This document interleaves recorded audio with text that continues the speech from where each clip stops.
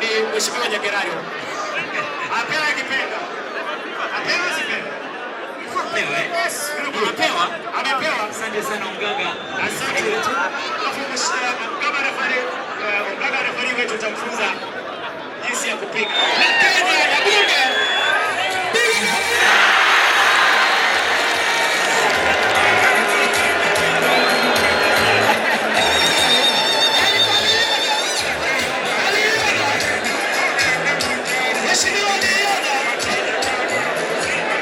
Mheshimiwa aliona mpaka amempongeza, anasema niliona hiyo.